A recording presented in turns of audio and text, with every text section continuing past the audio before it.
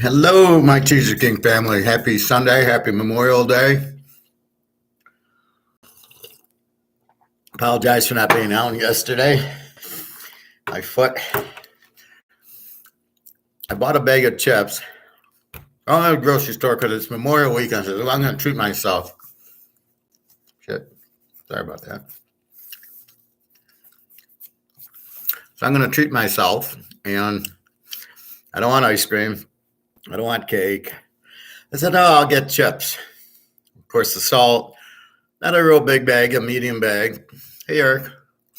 And my foot pops up again. And I'm like, okay, no diet pop. I haven't had diet pop in a few weeks. And no fucking salt. So anyway, very painful. It broke up last night, but as I was sleeping, it puffed up again. I think I heard it sleeping. I don't know. So I took my pills and starting to feel better now. So I'll probably go swim and soak it in the hot tub when I get to the club. Anyway, baseball, I was red hot. Friday's picks, I was hit the lock, the Jets one, Scherzer, and then I hit the lock betting against taking Houston over Oakland because Oakland's the worst team in the league. Hit Miami last night. I had them as the home dog. I think they were getting 3 or something like that. Let's see, NBA. And let's go back to Saturday. Yeah, Boston was like 2.5. So I had the Heat plus points. And basically the Dogs won every game except for won game 1 and game 2 in Boston. Won game 3 and game 4. The only game they didn't win was game 5 in Boston. Boston blows them out. Game 6, the Dog wins Miami. And now we'll go to game 7. And that's tomorrow. Thought it was. Oh, I went to the NCAA basketball. No wonder I couldn't find it. All right. Tomorrow, Boston 7.5. It was 9 against Miami. Now, back in the days when I grew up with Isaiah and Magic and Bird and all those folks, even Bill Walton and definitely a lot of Kareem. The home team won game 7 by 30 points. That was given. Now I don't see that as much. So let's think about that in a minute. Boston Celtics made the comeback. They were -8. Well, Miami was good. Miami as the dog, but it's hard to close them out. And that's one thing you've got to realize. It's very hard.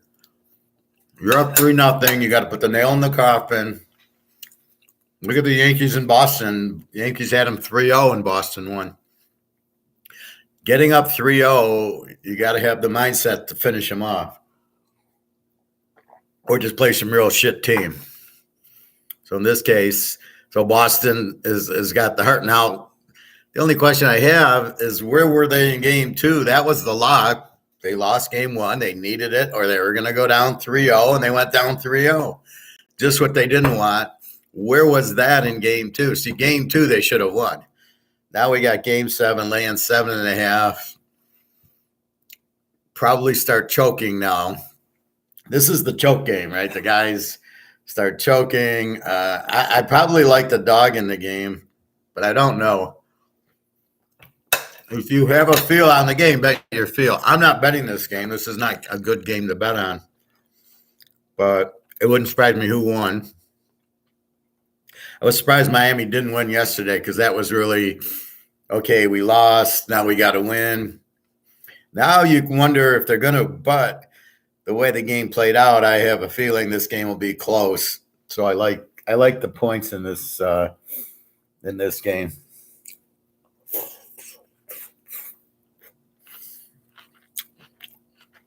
It's at 8:30 tomorrow. Strange time. Memorial Day at 8:30. Whatever. So I would take the Heat in 7.5, but I wouldn't. I mean, if you like Boston, you're a Boston fan, play Boston. There's really no, I mean, Boston should have won game 2. They should have won game 3. So when they needed to win, they didn't. And then they're down 3-0. Miami relaxed.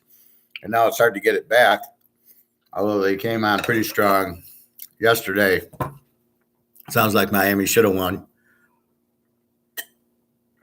blowing a 7-point lead. Now it tells me they don't know how to win, but this is not even. This is 7.5. Maybe money line I take Boston, but 7.5. But money line, you're laying 330. I'd rather do baseball. So that's that. Now I picked baseball, but I didn't do the show, or the class, we'll call it.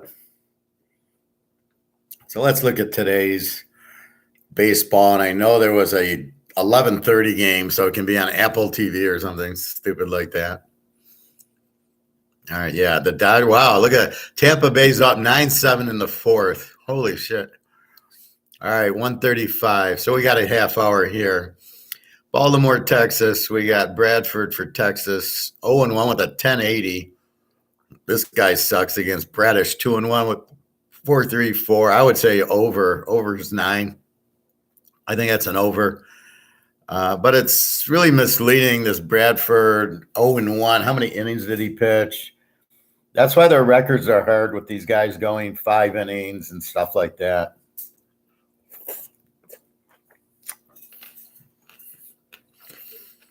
It's really difficult to get a read on them, although it's April, May. So I played for 2 months. San Diego and the Yankees. Yu Darvish used to be good for San Diego. 3-3 with a 3.67 against Garrett Cole. 5-0 with a 2.53. I'm going to take the Yankees here. Derek Cole, I think he's their ace. Yu Darvish is up and down. 3-3 with a 3.67 in New York. At short right field fence. I like the Yankees here. Not love them, but I like them. St. Louis and Cleveland. Montgomery for St. Louis, 2-6 with the 4.55 against Hunter Gaddis for Cleveland, 1-1 with a 5.26. 2 pigs pitching. This should be an over game. We'll have to see. I don't know. I'm not looking at their offense. Now, this game, we had the over in the Tigers Friday and won. Had the over yesterday and won. They're laying 8. Dylan Cease. I think this is their best pitcher, the White Sox. 3-3 with a 4.60 against Eduardo Rodriguez, 4-4 with a 2.19. So this is the guy that had the no-hitter going to the bottom of the 7th. They took him out. So he's had one big game, a couple of others. Then last game he gave up 10 runs or whatever. Really, it's matchup. Although I think he's a lefty. I wouldn't go over with this Rodriguez, but we don't really know how good he is. It's funny, in the talk radio here, right after he pitches the no-hitter for 7 innings, they're saying, well, they should trade him.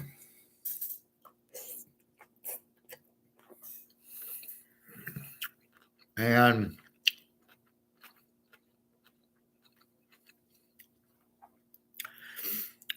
I don't understand the reasoning. Why would I trade a guy? I'm looking for talent. Why would I trade a guy who looks good? You'll get something for him. Will I get a free trade? Trading's about free trade. I will trade you, at this point, 80 ounces of silver for gold. However, soon I'm going to trade you 10 ounces of silver for an ounce of gold. That's a fair trade. You get silver, I get gold, but they're both worth the same, right? So let's say gold's 40,000, silver's 4,000 an ounce. I give you the 10. I give you 40,000. You give me 40,000. But I'd rather have gold, and you'd rather have the silver. It's a good trade for both of us. But I don't get sports are about accumulating stars. That's how you win. Joe Montana, then they get Jerry Rice, and then they got Ronnie Lott. And it's, all of a sudden the Diners get good because in the 1981 draft, We get Ronnie Lott, no, 1980 draft, I think. We get Ronnie Lott, Dwight Hicks. We got Montana, I believe, in 79. So you've added the best quarterback with a great safety, cornerback, another great cornerback. Hey, Don, how are you today? Happy Memorial Day.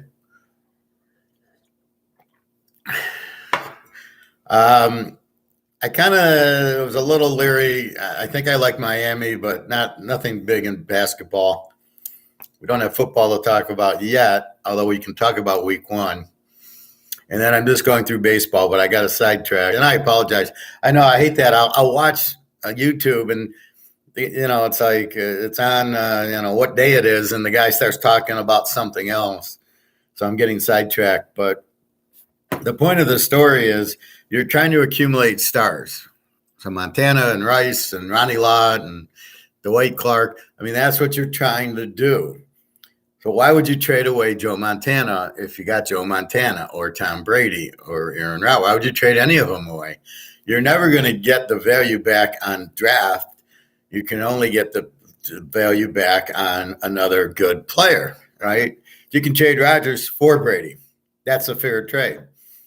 But Rodgers is at the end of his career, so now to get some draft picks, I don't even know if it was a trade. I'm not sure what it was, but I don't know what did the Packers get out of it.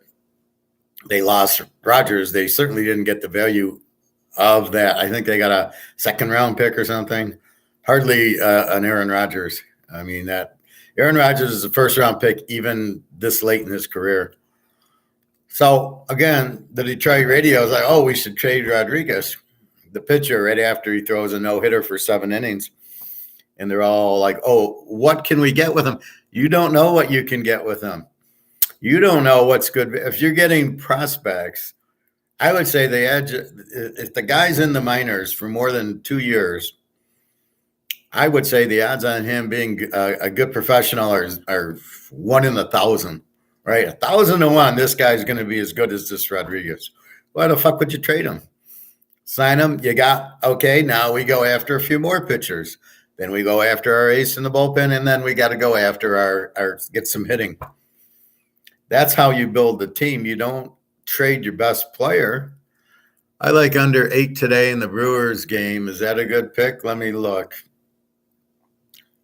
I'll get back to that story in a little bit. Tampa's up 10-7 on the Dodgers in the bottom of the 4th still.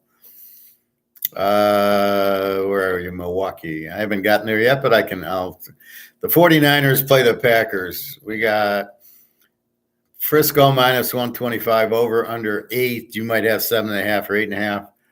We got Alex Cobb 4-1 with a 2.17, and Colin Ray 1-3 with the 4.71.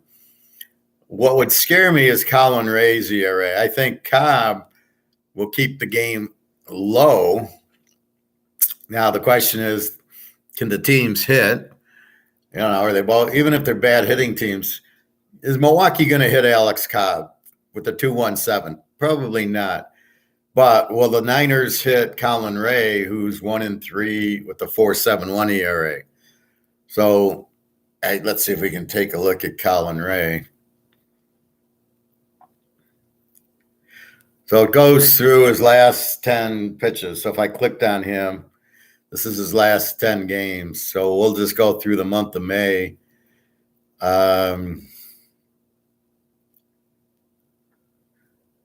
He loses 6-0 to Houston, or he wins 6-0. I don't know. The score is backward. Why would they put the score 0-6? So I don't know which one he is. Then what the fuck? What is this? This is like retarded.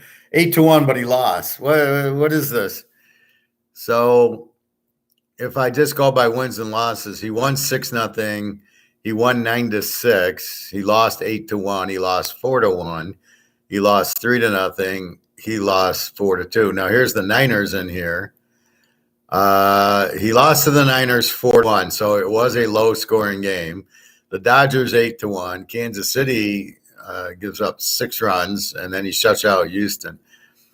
Yeah, it's probably not a terrible play going under in the game. You might play Frisco because Alex Cobb, 4-1 with a 2.17 is better than Ray, but then you got to get into the bullpens because he's going to go, what, 6 innings? Oh, hey, he pitched 100 pitches. Okay, we got to take him out. It's sort of like when I listen to the Gold guys and I listen to Alistair. He was asked by a host, are the West central banks not buying gold because they're not supposed to? And he just kind of laughed like, no, they could. They just don't understand it. And so in the situation here, why the pitchers only go 100 pitches? Like, do they have to only go 100, or is it just like not buying gold? Oh, he's pitched 100. We got to take him out. I mean, it just sounds so stupid. I really don't. If I'm the manager, I have no pitch count. You're in, and if you're in the 8th inning, you're finishing the game. I'm sorry. I want to see what kind of heart you have. Not because I turn them into pussies. Oh, wait, your arm. Oh, it's a little sore. You pitched 90. Okay, we'll take you out. Like, what the hell? I'm paying you $20 million. You're pitching 9 innings. I put 1,500 on Colorado plus 21 versus TCU. I feel Colorado gonna. Why? Seriously, Don, why would you do that? What's the line? Is the line, did you tease it, or is the line 21? I honestly don't know why you would do that. Name me one player on Colorado. What, primetime Sun? Why would you take Colorado? I mean, you don't know anything about Colorado but Deion Sanders.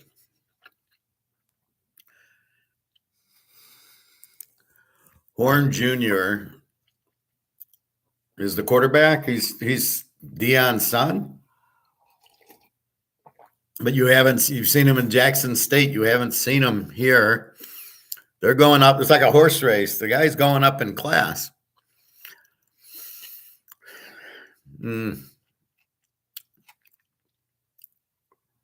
Horn Jr. is a wide receiver. He plays for Colorado, I assume. So he came from Jacksonville State with primetime, or is he? Because I didn't hear about him at Colorado. Regardless, TCU is a very strong offensive coach, right? Sonny Dykes, very explosive team, and you saw against Michigan. You didn't see it against Georgia because Georgia woke up, but you saw it against Michigan. They put up 50 points. TCU will have a new quarterback. That'll help you, but they have a strong offense scheme. So I don't know. I'd be careful here. I wouldn't be jumping on a Colorado.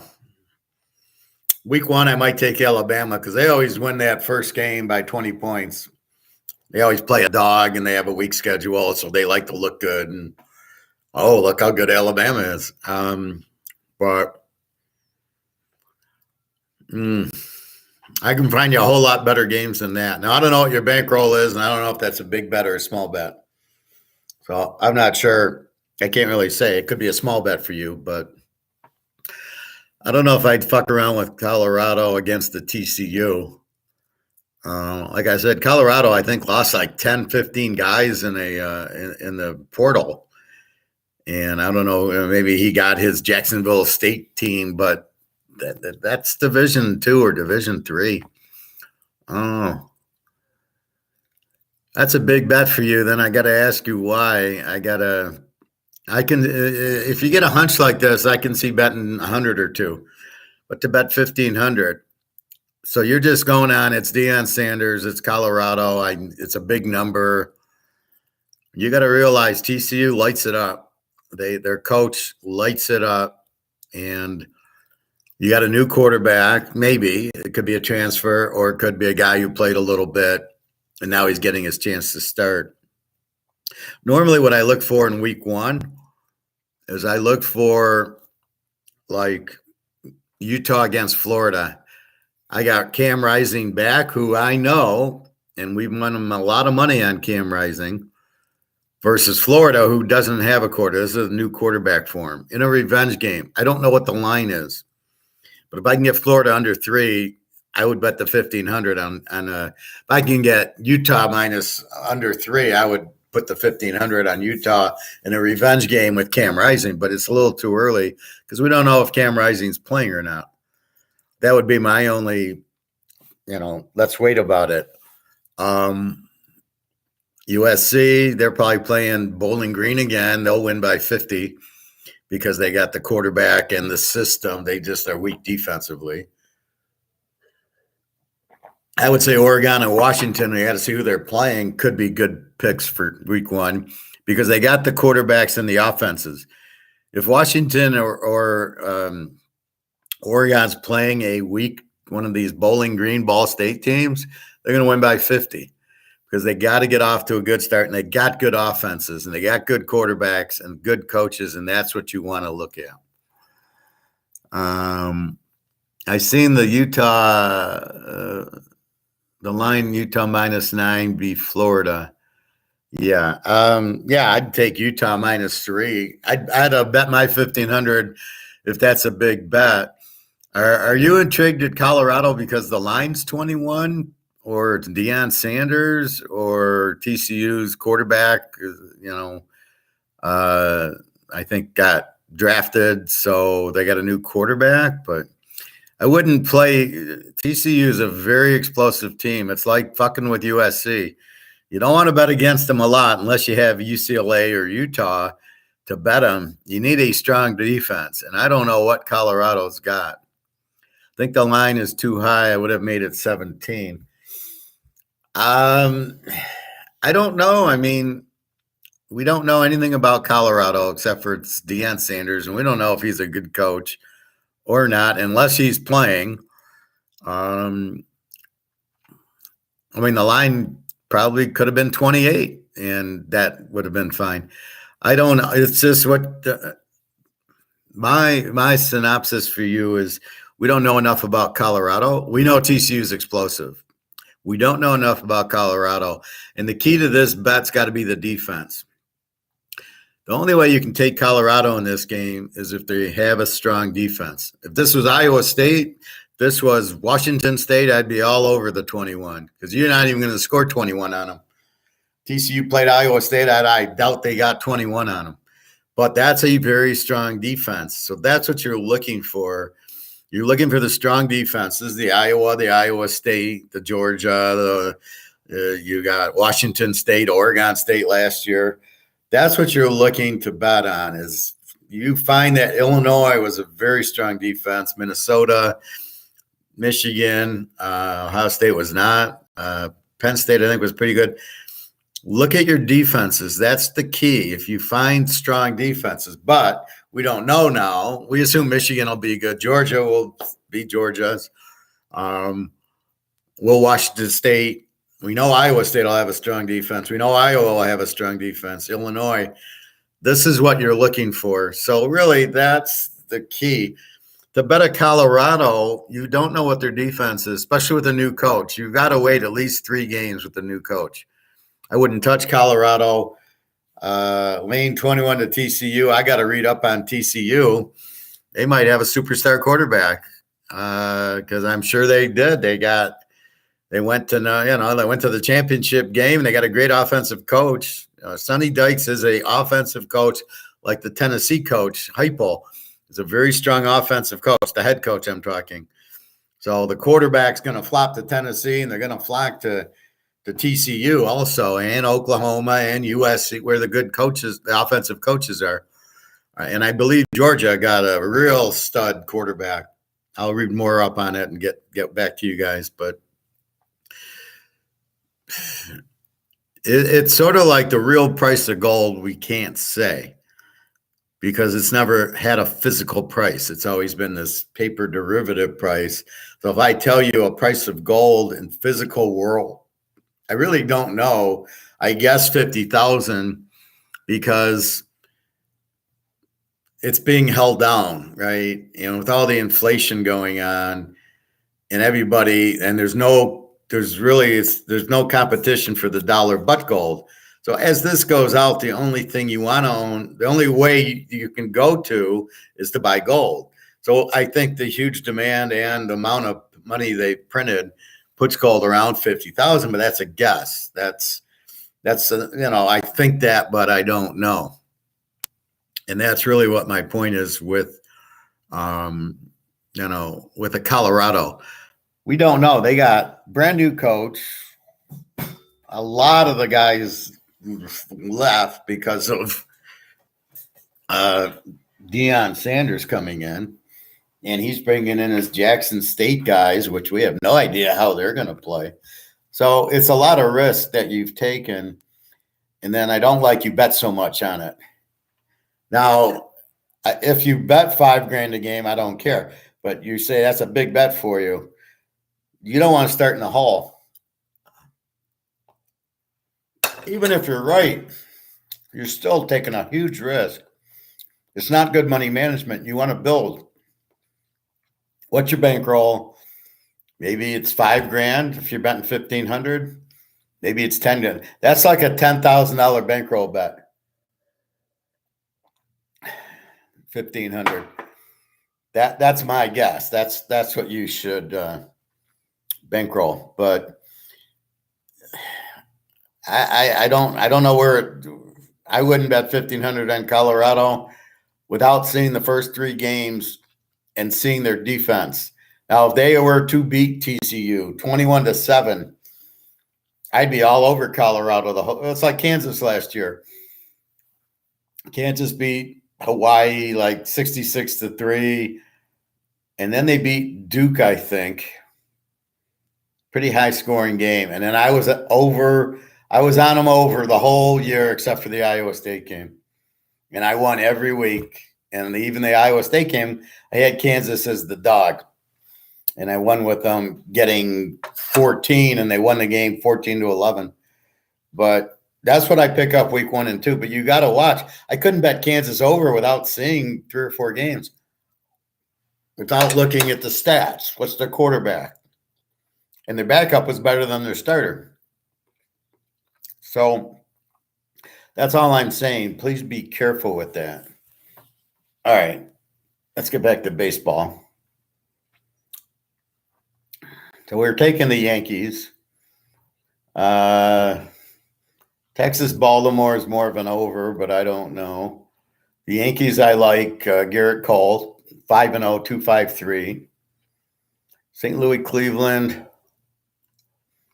probably an over, but I'm not taking it. The White Sox, Detroit, Dylan Cease against – this is probably an under 8 if Rodriguez – with the low ERA, but he's 4-4. And Cease, I think, is a pretty good pitcher. Maybe it's an under. Washington, KC, Gore, 3-3 with the 3.88 for Washington. Daniel Lynch, 0-0-0-0-0. Again, forget him. We talked about the Niners and the Packers.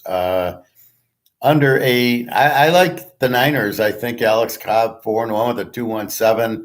Looks like an ace. And I don't think Colin Ray at 1-3 with the 4.71 is. So I like the Niners there. Toronto Mini, Barrios, 4-4 with a 4.22 against Bailey Ober, 3-1 with a 2.55. Not enough information. I'd lean a little towards Minnesota because of the 3-1 with a 2.50 ERA, but I'm not taking it. Cincinnati and the Cubbies, Ashcraft, 2-3 with a 5.57 for Cincy.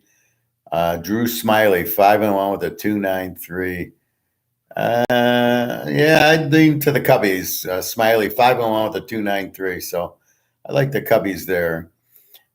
The Mets, Bobby's team against Colorado. Miguel, 5-3 with a 4.32 ERA against Colorado.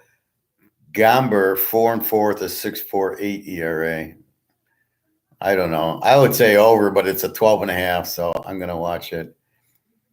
Miami against California. I like Perez for Miami, 1-1 with a 3.86. Sandoval for California, 3-3 with a 3.47. I don't like the game. Houston, Oakland, Christian Javier, 5-1 with a 3.07, and Waldachuk, 1-4, 7.40. We're back with Houston again. We're really betting against Oakland. Houston's won the first 2 games, so we won the first 2. And here they're 30-21, and Oakland's 10-44. So it's just Oakland sucks.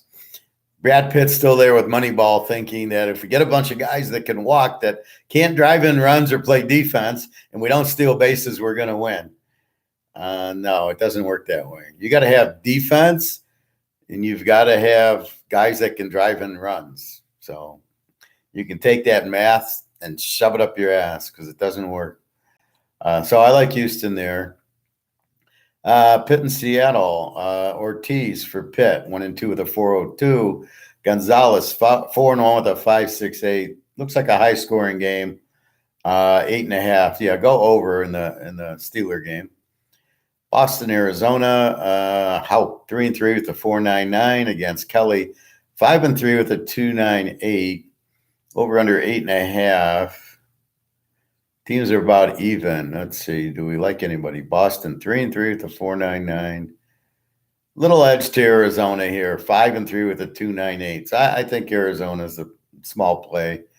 And Philly, Atlanta, Dylan Covey for Philly, 0-0 with a 3 ERA against Spencer Strider, 4-2 with a 2.97. So I don't know. Their over/under's 9. I don't understand that. I like Atlanta. I just got a feeling 4-2 with a 2.97. He pitches a good game.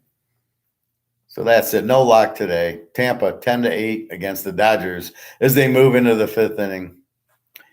Anything in the NFL? The talk is DeAndre Hopkins. With Hopkins gone, what happens to Murray?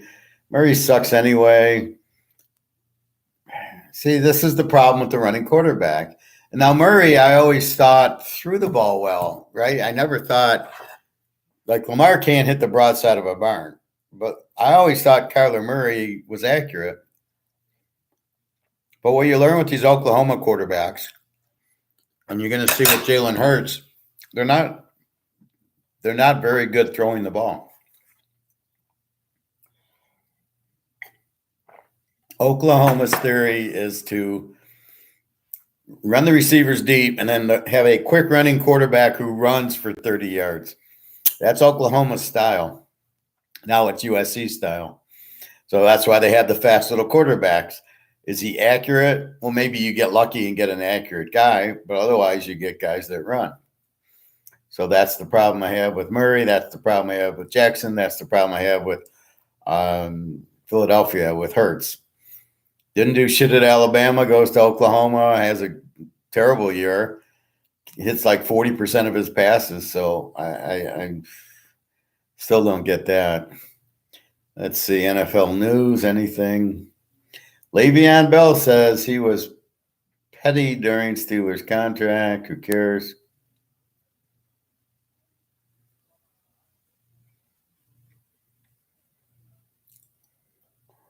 Kenny Pickett's car got stolen during a radio interview. How does that happen? Good God. Now here's a liar. Lions wide receiver Jameis Williams says he wasn't aware of NFL's rule on gambling. Okay, I'm aware of the rule on gambling, and I don't even play in the league. That's like saying you don't understand. You're not supposed to stop at a stop sign. Well, I'm not aware. It's there. It's a stop sign. Or, oh, I can't run a red light. Oh, I didn't know. I mean, that's about how stupid that is. You can't gamble. But then he compounded the lie by saying, I don't bet.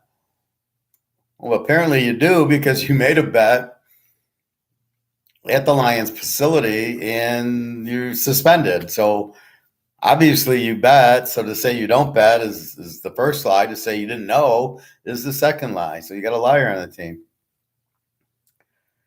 Yeah, I just gave that. I liked Houston. I liked San Francisco. And I think I liked Detroit under. And the last one was Atlanta over Philly. Nothing big. I mean, I would bet him small, but that's what I like. I'm looking at ERA averages because that's all that matters. Jimmy Garoppolo with foot surgery. Cares? Yeah, he's always injured. Great pickup for whoever got him.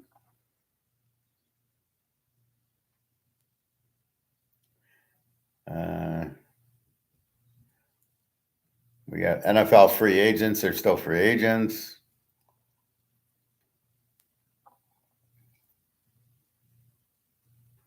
Aaron Rodgers' minor injury. Well, who gives a fuck?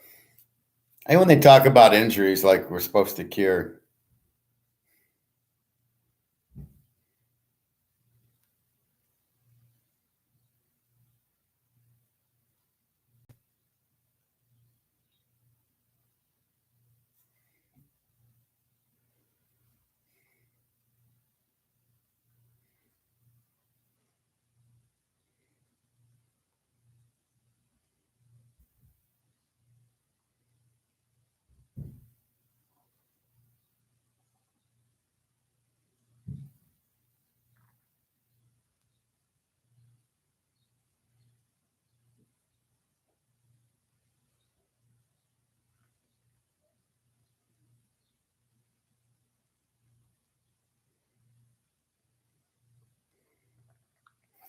All right, so let's look at our gold price today. I know it doesn't move today, and I know it's COMEX, so we don't really care. But in the phony world of COMEX, and no, I went to get gold. I went to get silver Friday. He had no gold. So silver's at 23.32. It's very low. And gold 1946, also very low. So just keep that in mind.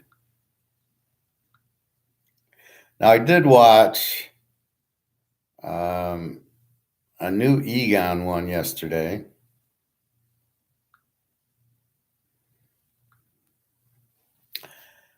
This was a really good one. For you, Bobby, I know you like Egon. And the West will go the way of debt implosion and inflation. So basically, it's what we talk about all the time. Basically, he's just saying that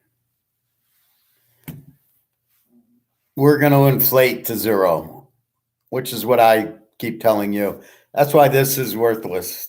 This is worthless because this is what it is. This is paper that is overprinted. And so all he's saying is the West, the only real money is gold, and it's lasted since before the Romans, and it will last another 5,000 years after us. It'll always be used. Gold's the only real money, and so his point was, if you own the gold, you're the power, and it's all China now. China, Russia. China's 40,000 tons. Russia 15,000, let's say. But they each have mines, and they just dig it out of the mine and they keep the gold. They don't really sell the gold. In Canada, they mine the gold out. They have a lot of mines in Canada, and then they just sell it. They don't keep it. We probably have some in the U.S., probably some in Switzerland too, but they mine it and sell it, where the Russians and Chinese mine it and keep it.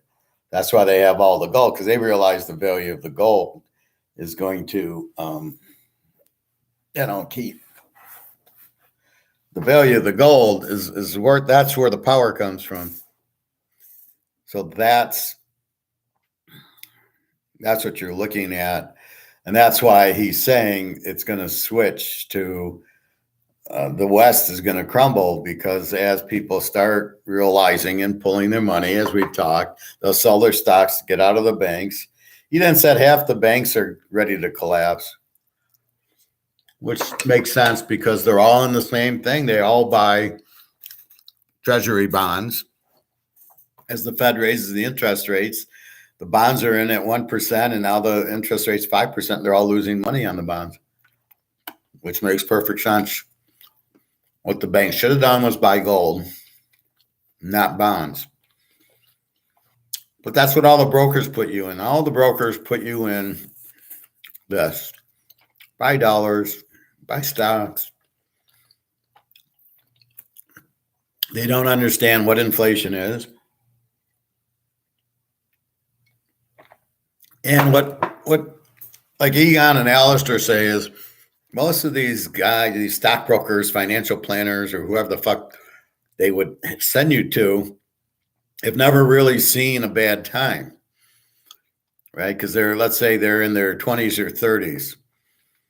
Well, that's only 2000. And really, 2008 was the housing crisis. But outside of that, they really didn't see the 1980s. They certainly didn't see the 1970s. And they certainly didn't see 1929.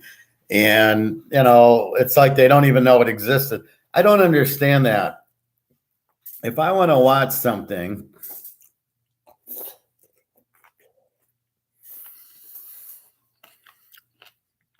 I can watch YouTube.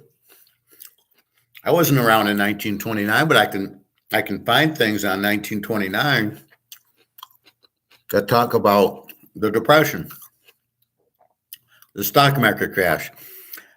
I watch movies on World War II. I was born, but there's history. So I laugh when people say, I didn't see Magic and Bird play.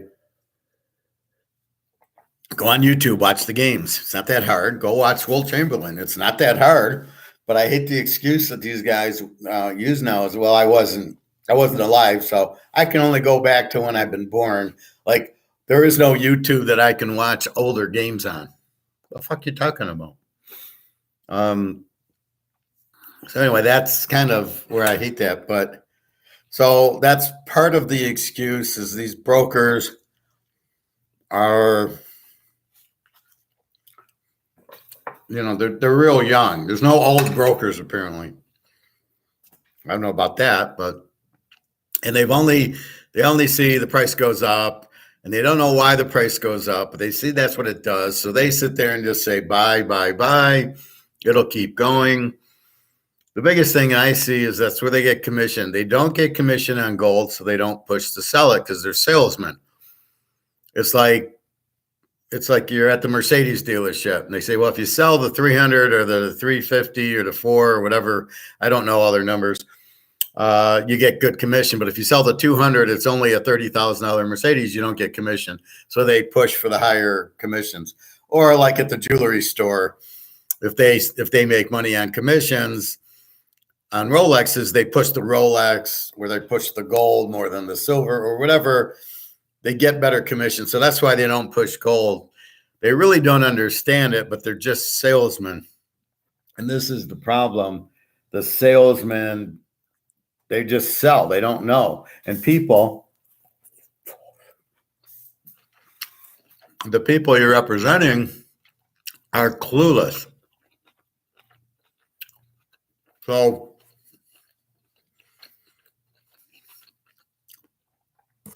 the people you represent have no idea. They don't understand inflation, dollars, or anything.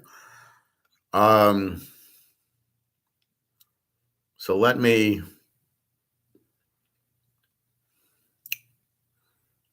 was I watching yesterday?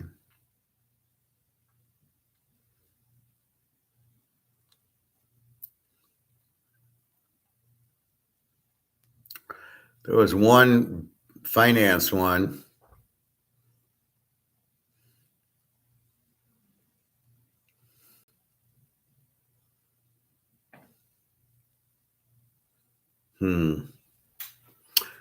I really beat this guy up. I love these titles.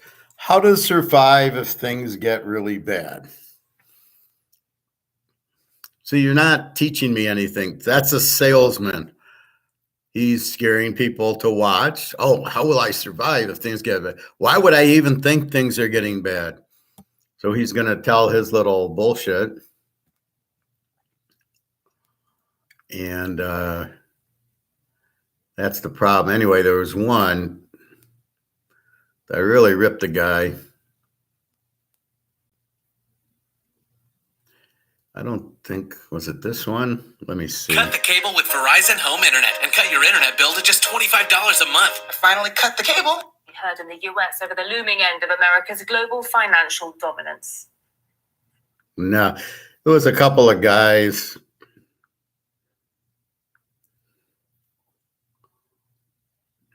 No, I don't know. Anyway, the guy comes out and he starts talking about inflation. And, well, we all know it's prices going up. And so I quickly, I think I listened to 2 minutes of it. So this guy's obviously clueless. He was talking about deflation. That's what a Keynesian talks about. Do you ever hear me talk about deflation? No, because there's really no real, I talk about prices, but I don't call it deflation. So what he's calling inflation is rise in prices, which it isn't. It's the devaluation of this. So I need more of these to buy Oreos. Oreos are now $5 a pack because this has lost its value. And since it's lost its value is because they printed it. So what the inflation is overprinting this, devaluing this, because there's too many out, it's not worth as much. So I need to take more to pay. That's what inflation is. The prices are not inflation. The prices are the effect of you're making the dollar worth less, period. And yet you'll hear these guys come on and what do they say? Well, inflation is its prices going up. And it's because of the supply chain. When you hear that, you know that it's a Keynesian talking or an MMT, which is a Keynesian, modern mathematics theory or whatever the fuck it is. It's not economics. It's all bullshit. So when you hear MMT, it's the same as Keynesians, which means we want the government to control everything. We don't listen to the markets. We don't listen to the people, and we fuck everybody over. That's communism. We want, what do I say? See, communism says we're going to make electric cars. Austrian economics or classical says the customer demands what he demands, and then you make it. If there's no demand for electric cars, you don't make electric cars. You only make electric cars if there's demand. So you made the computer, and then they saw there was demand for it. So then they made computers, and now people have them. They don't buy them as often. And then more people. So what really happened with computers, and this is where they argue about what deflation is, which is there's no such thing. Inflation is the price going down, the value of the currency going down. So deflation would mean the value of the currency going up. Well, that can't be. Once you printed it and it's not backed by anything, it can't go up. So what they say deflation is prices going down. Well, that's got nothing to do with inflation or deflation. Again, inflation is strictly the money. Prices go up because of that. Well, deflation is just economics. Prices go down because people don't want it. So a good example is the laptop I'm on. Okay, so it probably started out at $1,000, and then the demand was there. So then more manufacturers started making the computer, which increased supply, which then lowered the price. So now instead of 100 computers, there's 10,000. And then so you would go to the store. Now it's only maybe 300 or 400. Now it's down. I think I paid $250, $300 for this. And that's what happened. So now you're $300. The price went down. Well, indirectly, no. Indirectly, what happened was you came in with no competition, so the price was high. As the competition came in, because they saw they could make 20%, right? So all these different manufacturers said, we're going to make computers because it cost us 100 and we can sell it for 5. So eventually the cost stayed at 100, but now you can only sell it for 3. That's okay. It only cost us 100. So then the price gets lowered because of the competition, not because of deflation. There's no such thing as deflation. Prices go down because of this. right? It's the market determining what the price should be. So if we say, and I'll go back to ribs, $27 for the slab, and he goes up to 50, is that inflation? No. He just went up in 50. And then he lowers it back to the 27. Is that deflation?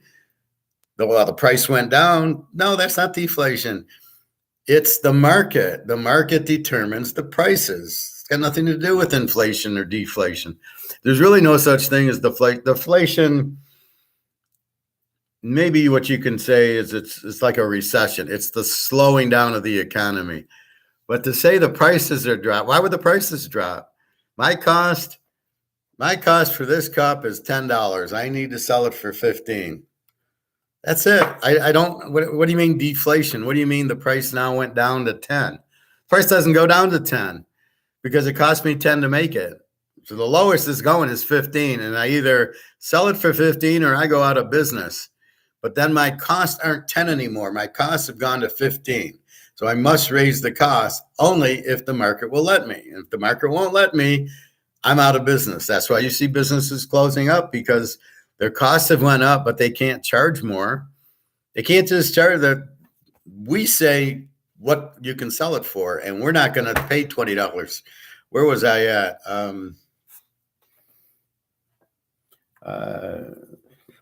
I don't remember. I was somewhere buying something. And I must have been at the grocery store. I tend to go there a lot to buy my veggies and stuff. I needed avocados. And I went, I think it was my Ken salad dressing. So I go where I buy my meats, where the meats are cheap, but everything else in the store is very expensive.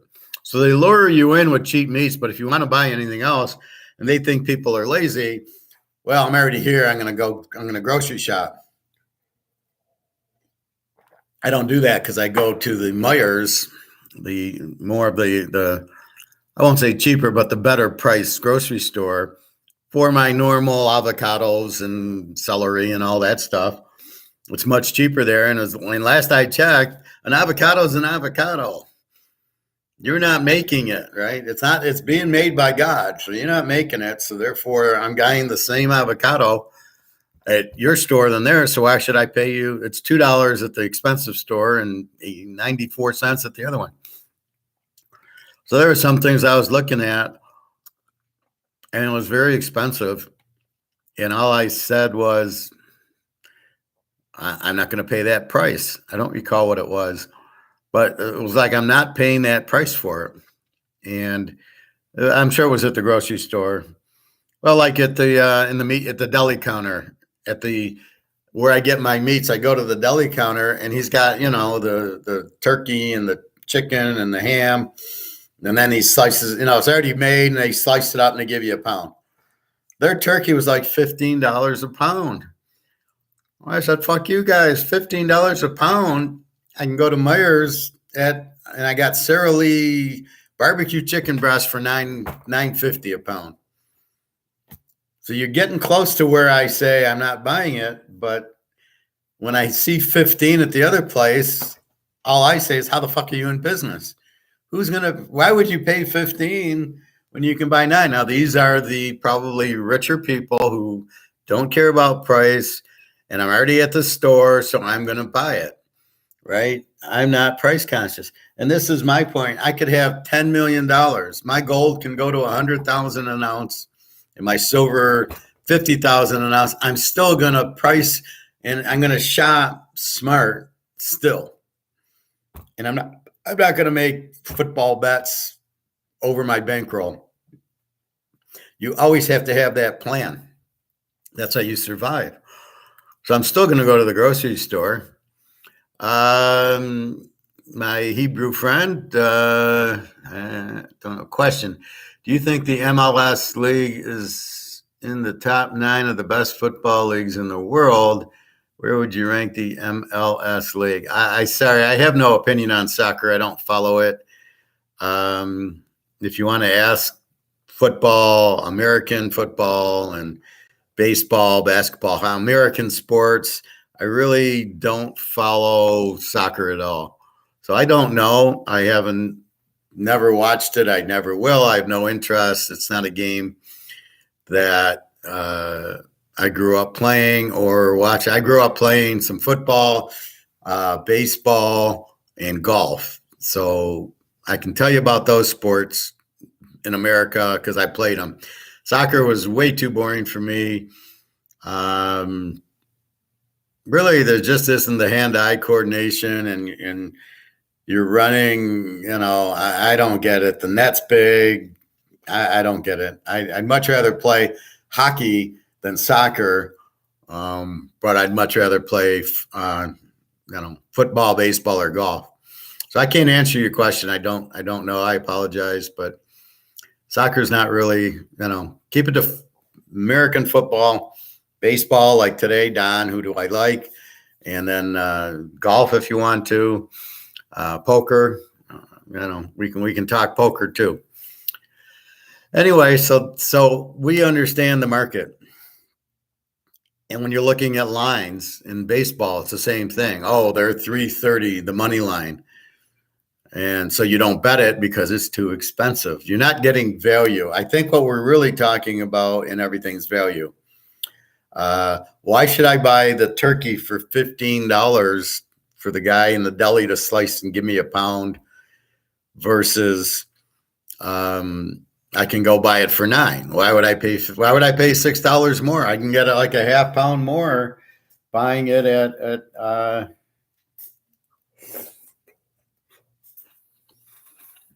$9 versus $15. So my point is, what'll happen if you start making the deli 15 where I go at Myers, I won't buy it. There's a point where you say, I'm not getting value. And what I'll do is for $1.99, I can go to the meat section and they have these chicken breasts at $1.99. I can get 3 or 4 pounds of chicken breast for $8. The only difference is I got to cut them up, marinate them, and cook them myself. So I have to do work, but it's going to save me $10. So in my mind, I'm getting paid to do it. I'll do it. I'm not afraid to do. See, I cook a lot. Somebody just told me, I don't remember, or my friend in Russia, she says she got ill. She got a piece of pie.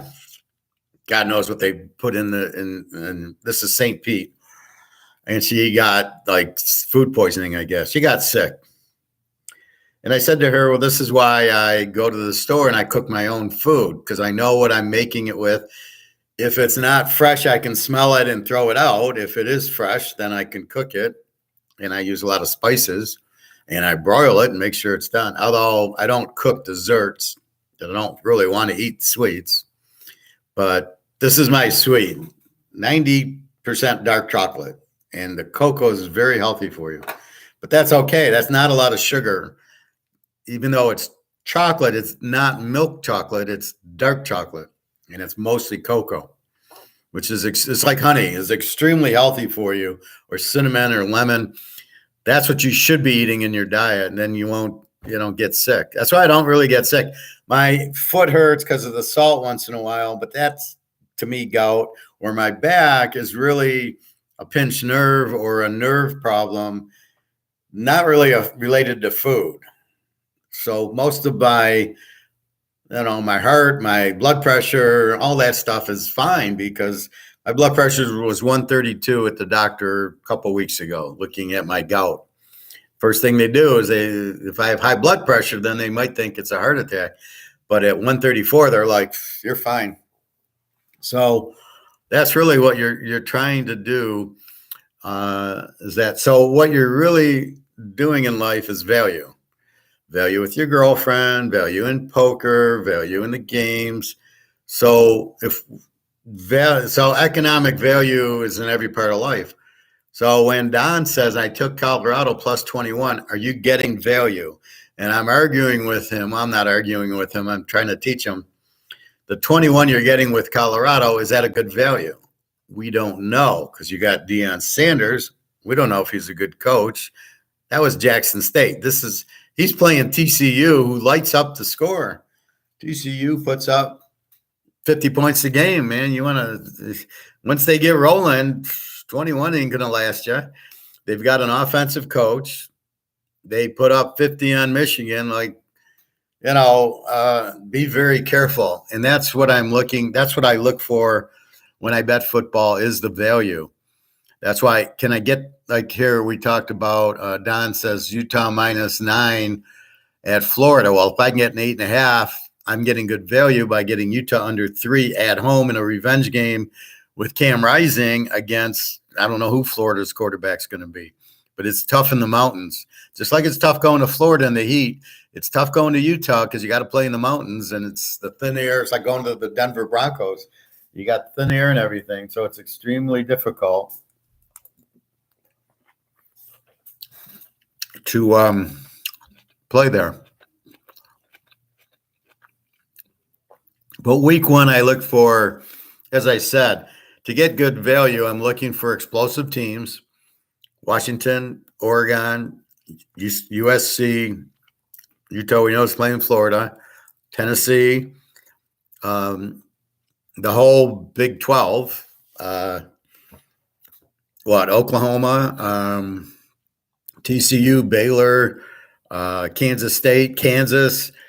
If they're playing Ball State or any MAC or Sunbelt team, except for like App State, if they're playing any of those, or maybe a weak Big Ten or weak Big East team or whatever, ACC, that's my lock. So look at last year. My lock was UCLA over Bowling Green and Tennessee over Ball State. That was my week one locks, and they both won by 100 points. And it was easy because they've got an explosive offense. Their quarterbacks were back, playing a team that didn't have a strong defense, Ball State and Bowling Green. And they want to get off to a good start. So that week one game, they really focus on it. Most people are healthy, and then they get going and they just keep piling it on because it's college. So for them to score 50 points is what they do. Anyway, that's the key to – that's the key. That's what I look for in college. Not Colorado in 21 against TCU.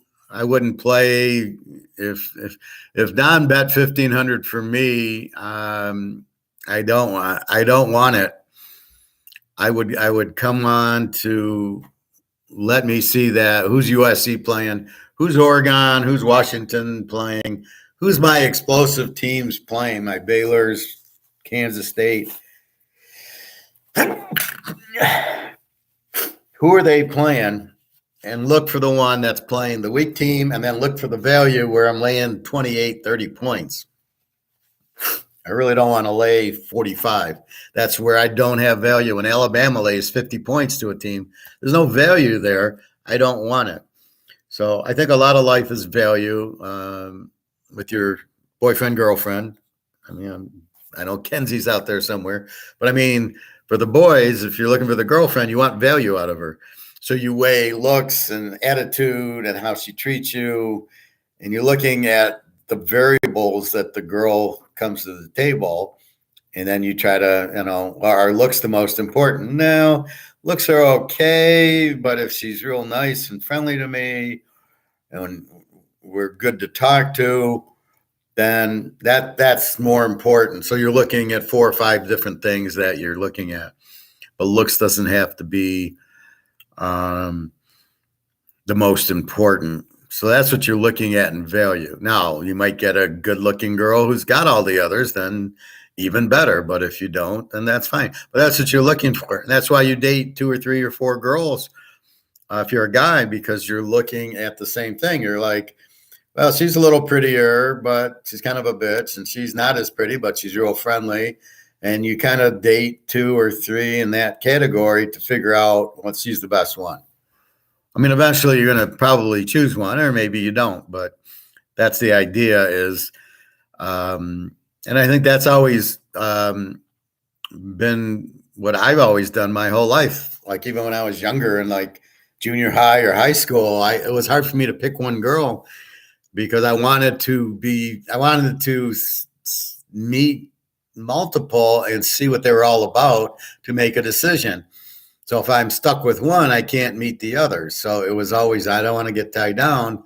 I want to see, oh, she seems interesting. She seems to, get to know them. And then you make your decision. That's kind of what I mean. So you look at, 5 different girls, and then you get to know them, and then you can narrow down going, I like her the best. But if you chose, so if there's 5 and you might like number 5, but if you saw number 1 and you started dating one and you didn't meet number 5 is the best value for you. Right?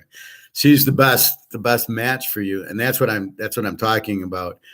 So that's why you need to meet 5 to know is 5 better than 1, because I doubt very seriously that 1's going to be the best play for you. If you just meet 1, that's why I laugh at some of these people. They meet 1 and that's it. Or I'll talk to a girl who I have a boyfriend, and I laugh like I'm number 5. I'm the man, but you don't even want to give me a chance because you got the boyfriend. And I'm sure that ends up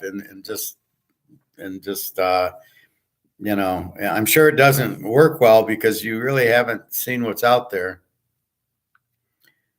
Just sending Daria.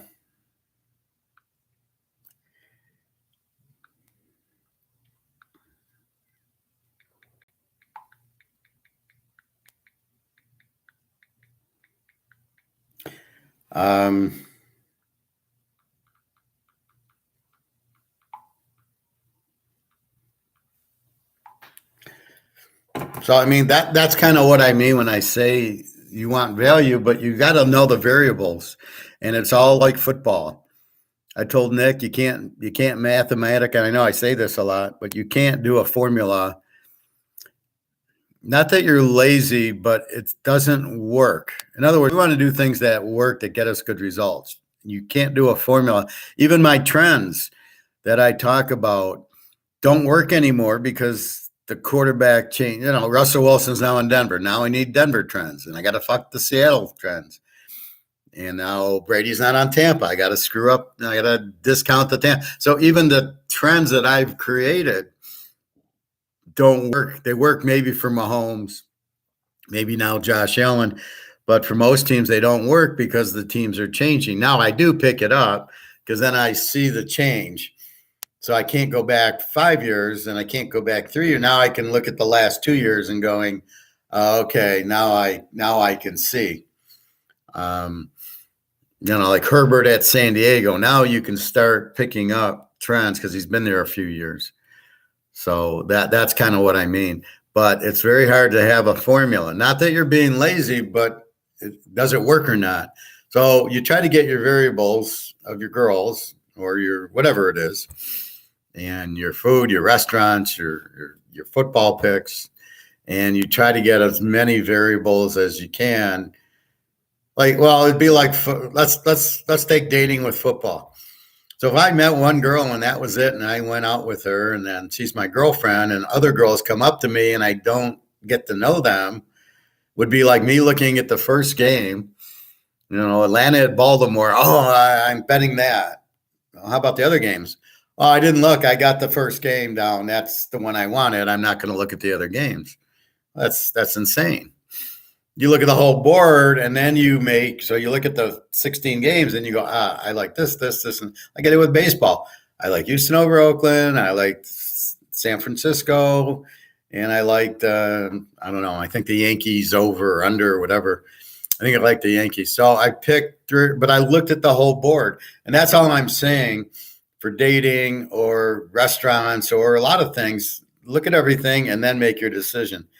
So that's why for you girls out there, you're with one guy and you got a boyfriend, and a guy like me comes up to you and you just ignore me because you have a boyfriend, you are making serious mistakes because, in my case, I know I'm better than your boyfriend. right? I know I'm better, but you aren't open enough to look at the variables going, well, he does have this, this, and this, because you're comfortable with your boyfriend and maybe you trust him, maybe you don't, but you're comfortable, which is not good because that you're not really looking judgmental, and then you're not looking at his variables compared to other guys.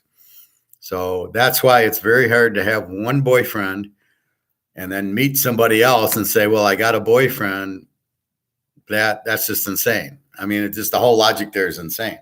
So anyway, that's what I'm saying. But see how everything comes back to economics. You look for this. Is there another currency I can go into? Because this one's going to zero. No, they're all the same. The only thing that's not the same is the gold. But I checked all that. Can I get into euros? That was the first question I asked is I got to get out of the dollar. They're inflating it. Because Biden's coming in printing trillions of dollars. That's inflation. That's trouble.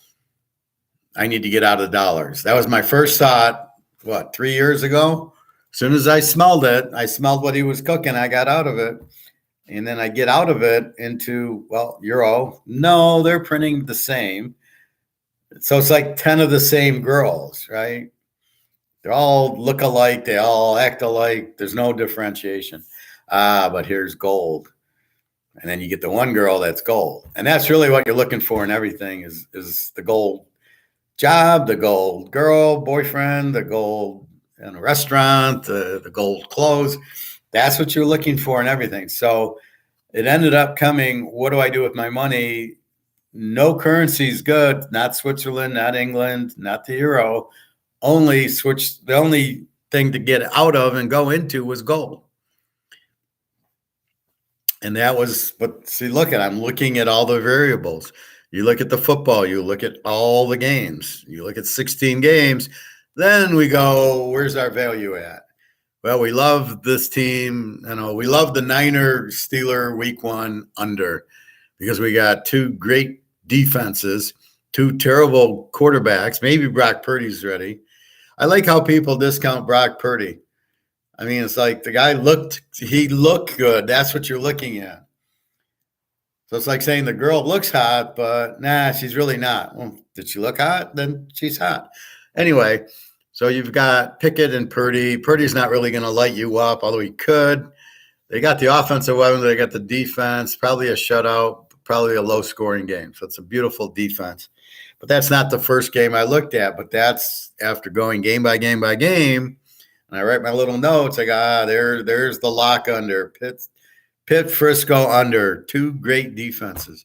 And that's really what you need to do to get your unders are 2 great defenses, not 2 weak offenses.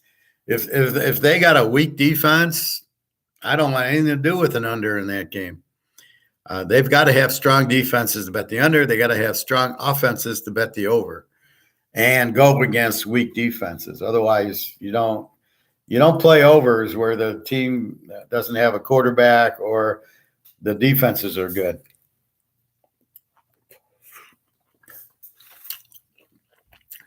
That's why if I get in against a team, that's why I rank them. So if I got an A team like the Niners, good offense, good defense,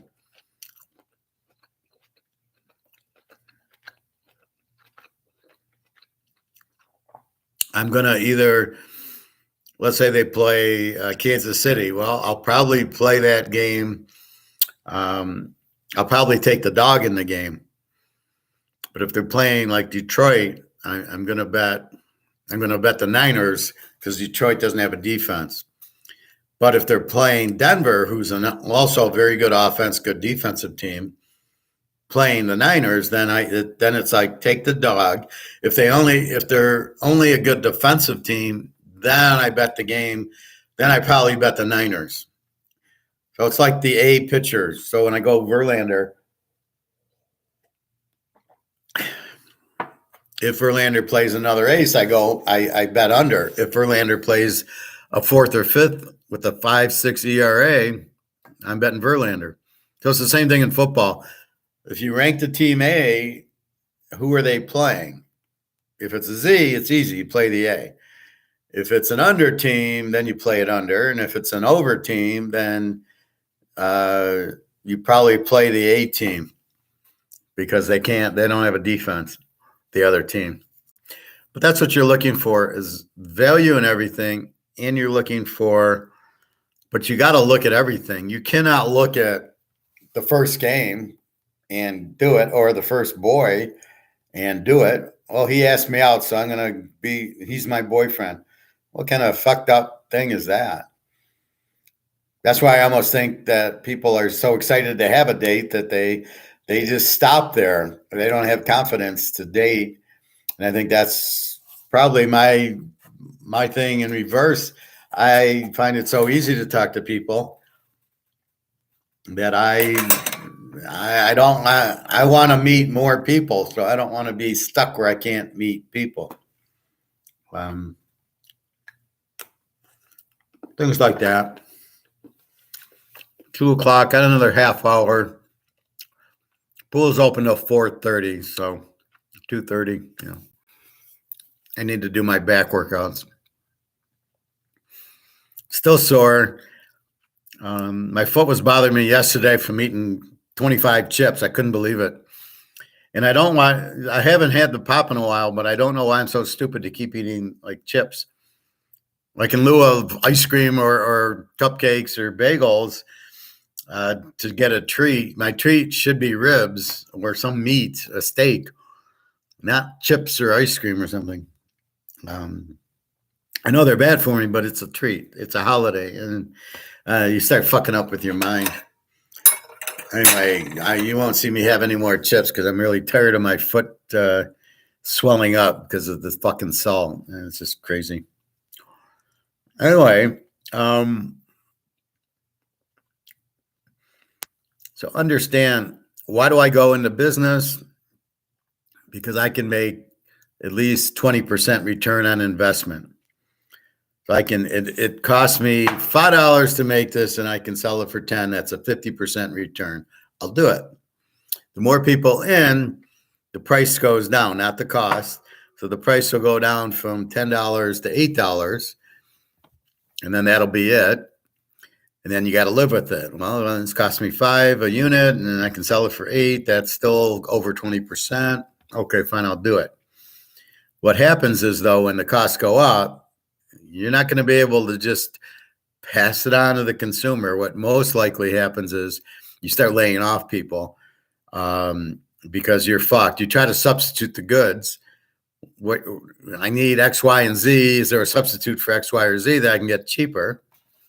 Or I can't sell it for more because your market's your market.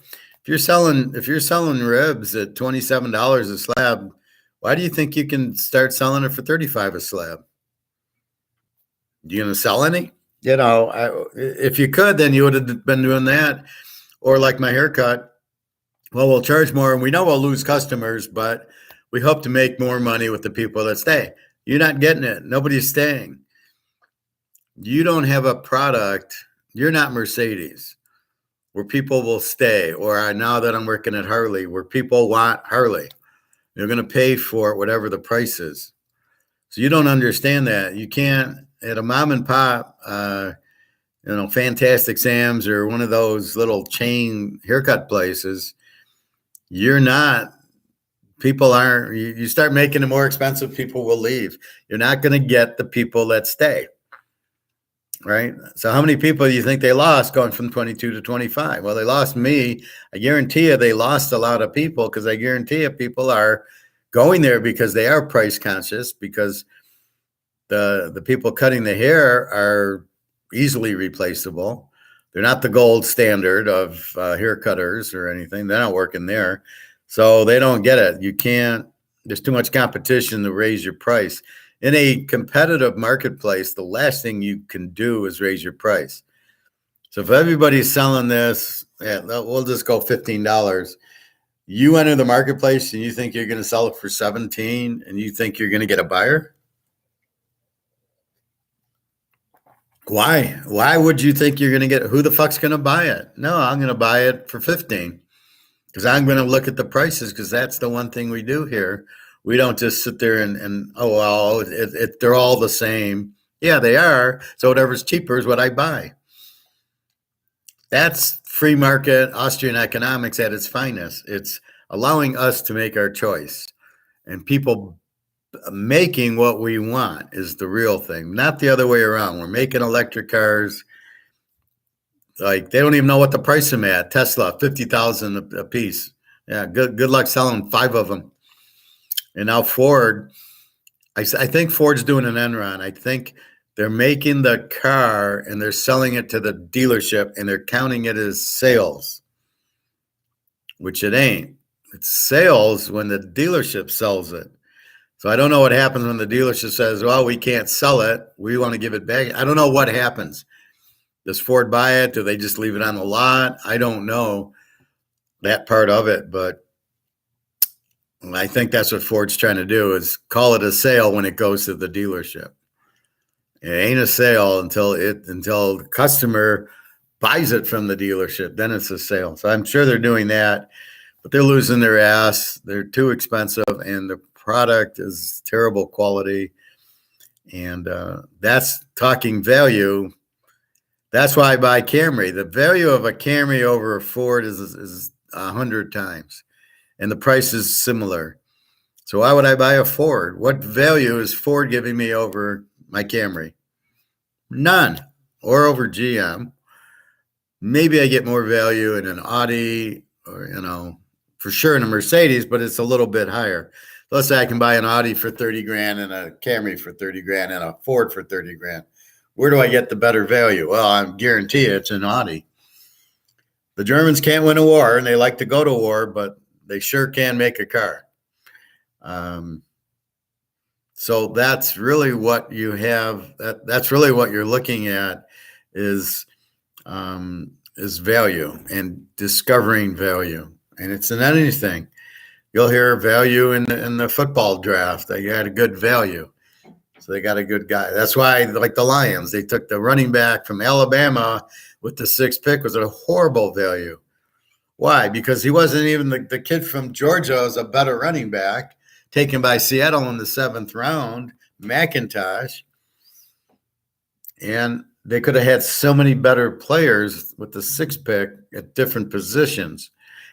Why would you take a running back in the 6th and then the running? Now, if it's Earl Campbell or Gale Sayers, Barry Sanders, then I get it. But this kid's nothing. And then they said, well, he's a good receiver. He's not a good receiver. He caught 20 balls last year. And Alabama throws it all around. So I don't see that. So really, I didn't understand the pick. The guy isn't even the top 10 in running backs. And there was so many better players to take. Why would you're not getting good value in your 6th because you have the 6th pick or the 18th pick for that matter? You didn't get good value. You got better value later on, or the guy with the 30th pick got a better value than you did at 18 and at 6.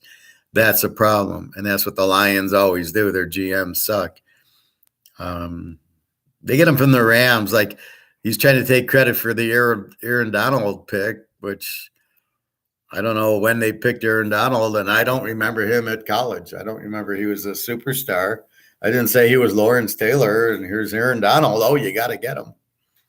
Just like somebody, the best guy in it was the Georgia guy, not the Alabama guy. See, I have a trouble because when I look at for value, I'm looking at all the variables. So what sticks out at me? Well, the Alabama, they lost to Tennessee 50-49. If this linebacker is so good, why did they give up 50 points? Now let's forward it on to Lawrence Taylor. How many times did the Giants give up 50 points in a game? Or let's say 35 points in a game with Lawrence Taylor playing? I'd say 0. Without looking up anything, I don't think, maybe his first year, but once he was there in that mid-80s, 85 to 90 time, look at against Buffalo. It was 21-19. Against an explosive Buffalo team, they didn't score 50 points on it.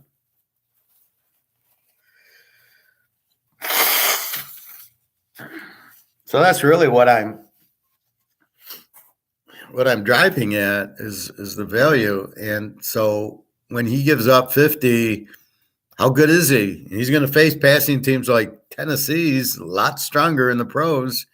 He didn't show up that game. So that's my whole point. Georgia locked down everybody till their best player got hurt, and then that's when LSU scored and Ohio State scored on them with running quarterbacks.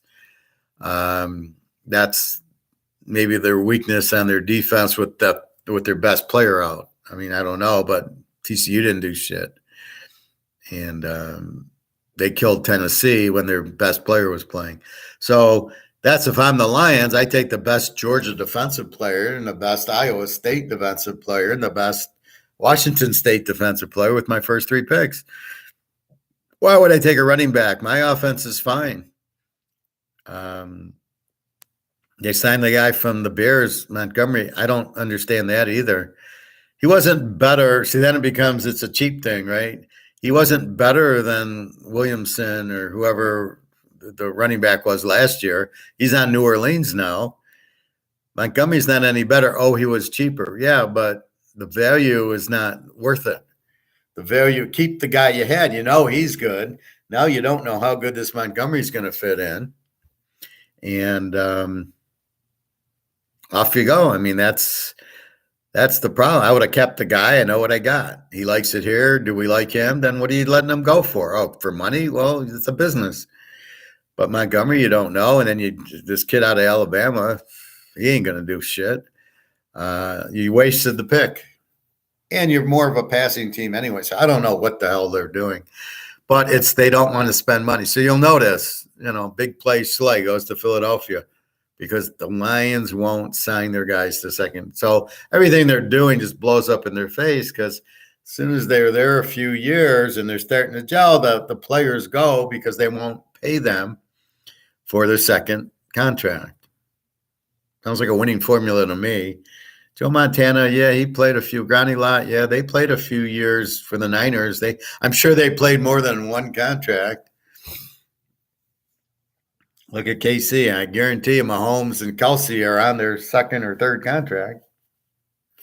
They couldn't pay Tyreek Hill because he wanted more money than Mahomes, and it wasn't worth it. And I agree with KC. They got some other receivers. I mean, with Mahomes, you don't need much. They got Valdez-Scantling, who looked like a star in the playoffs. You don't need Hill. Kelsey's fine. So, again, it's all about value. I guess all I'm saying is look at all your options before you choose. So with women or girls with your picking a boyfriend, you've got to look at all the options. You can't just choose one. And then you can't say to somebody else, I got a boyfriend. I don't understand that. You talk to a guy for a half hour and you say, I got a boyfriend.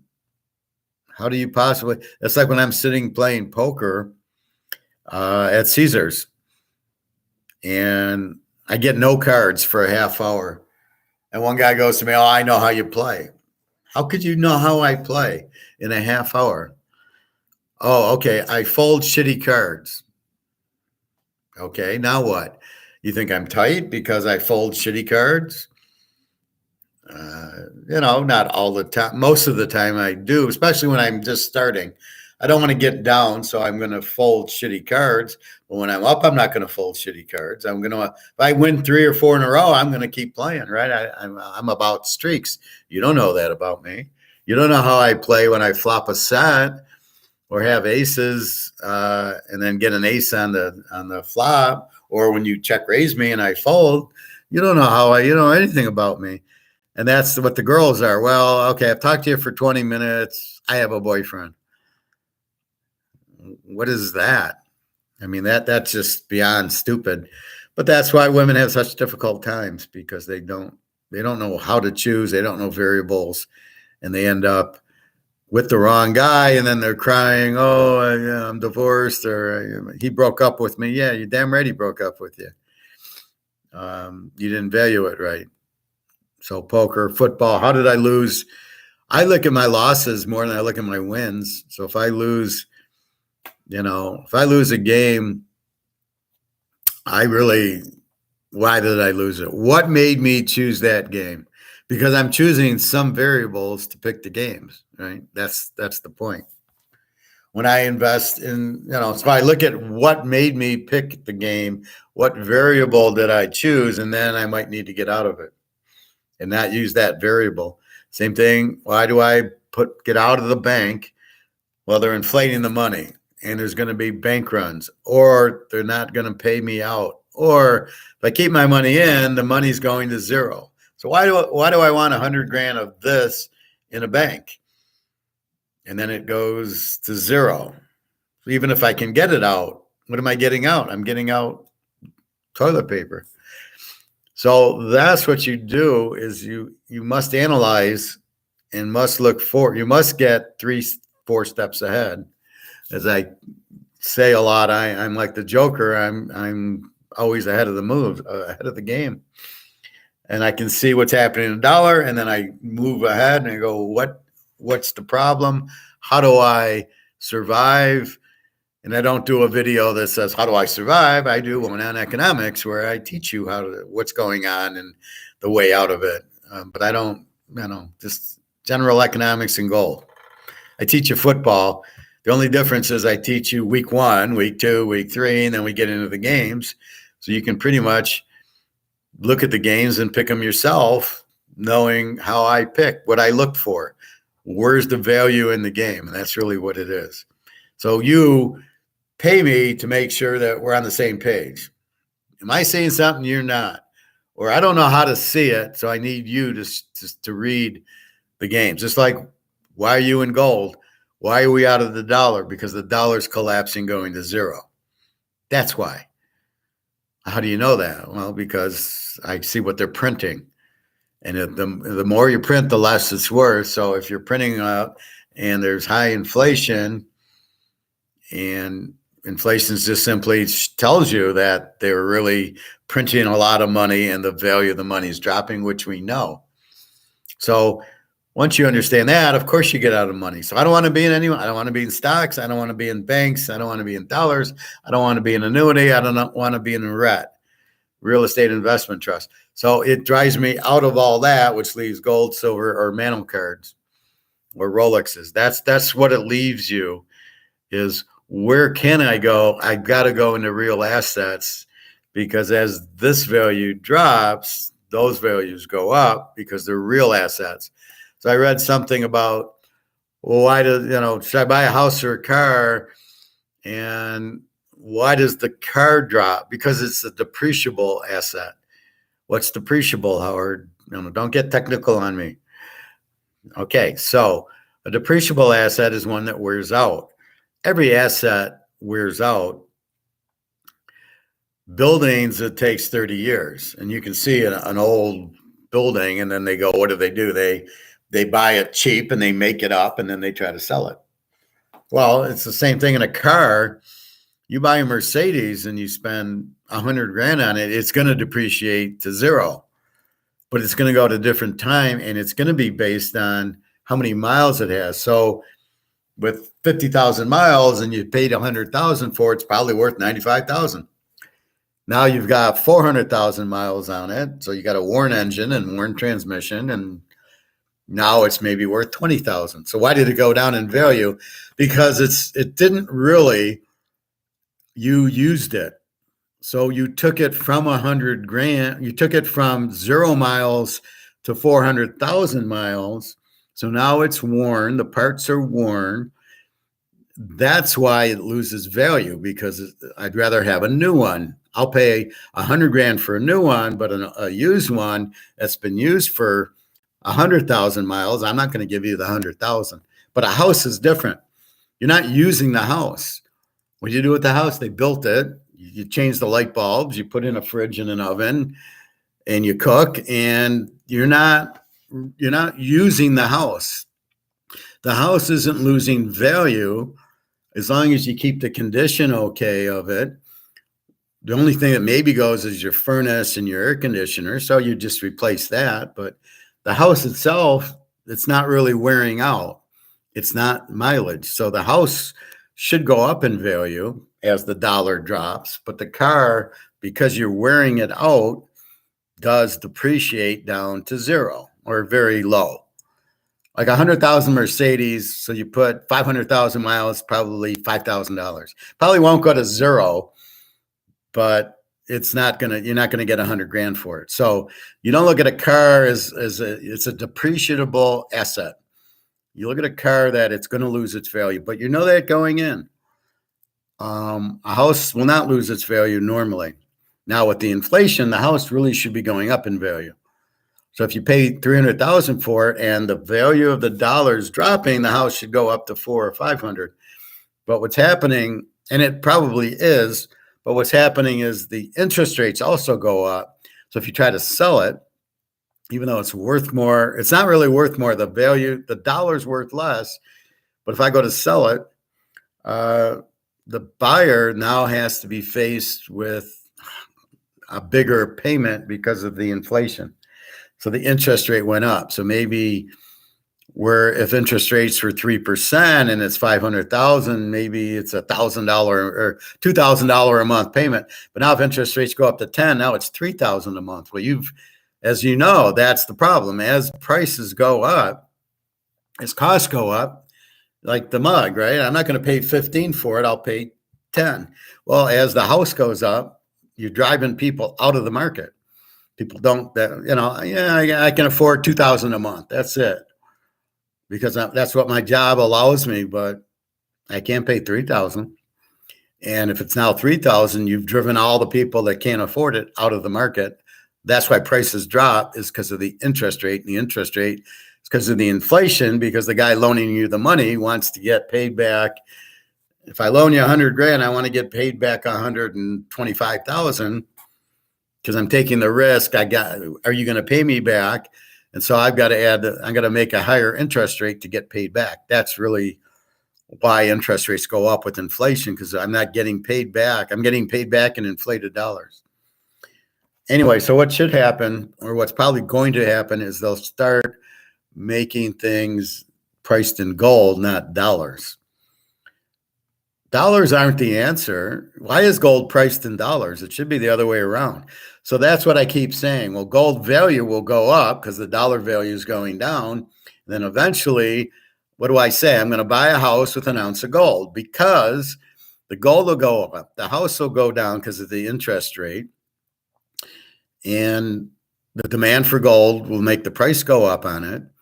And therefore, I'll give you an ounce of gold, and you're going to be so excited to get it, you'll sell me the house, because the value of the house will drop so much.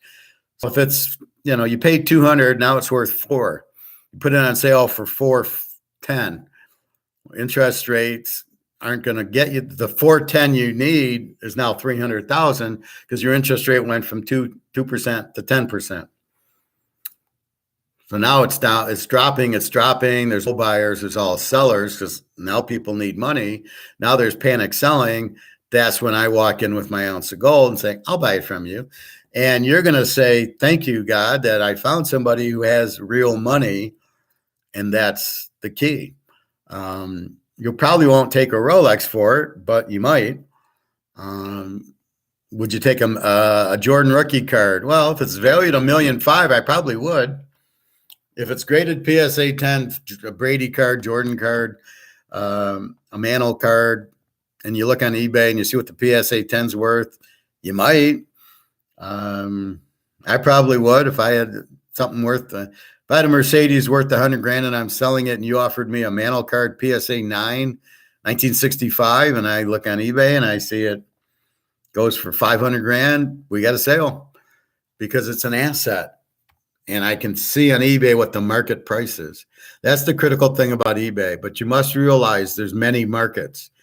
So it's not one market. So you can't say the Mantle card PSA 9 is worth, let's say, $500,000, because there could be 10 auctions. So there's 10 markets. So it could be 500,000. It could be 450, 550. And then you kind of take an average, but it's because of different auctions, you got different markets, because you got different people in the auction, and they, some value the card more than others. And that's basically what you're looking at.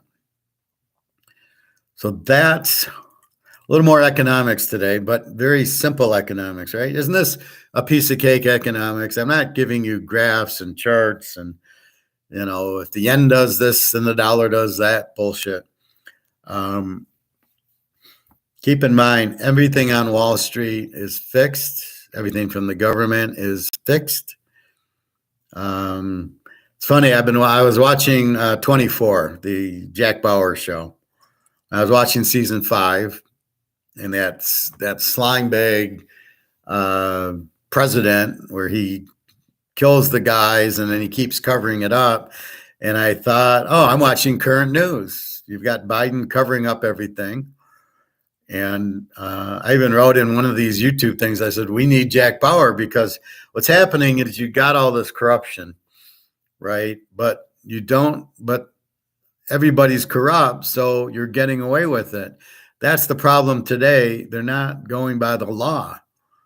In the Jack Bauer, in the 24 episode, at the end, the president, they sneakily put a pen on him as a microphone, and he says, yeah, I did kill David Palmer. Now, if Biden said that, he'd get off. They would not convict him. That's the difference, right? That's the real problem is it's just a dog shoot now. It just sucks. That's what you worry about. You want justice, and I don't know that there's justice now. I don't know that whatever we do is going to get, he lied to me, he should get punished. Okay, now the guy kills somebody. You got Biden out there doing all this cheating and BlackRock and JP Morgan fixing gold price. They need to be punished and they need justice.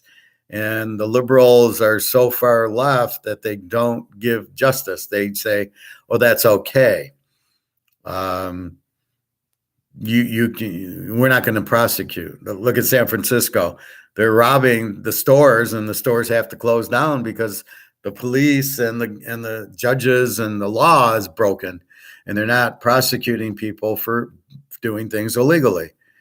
And that's why we've lost the First Amendment, which the Constitution says freedom of speech. You should be able to say whatever you want.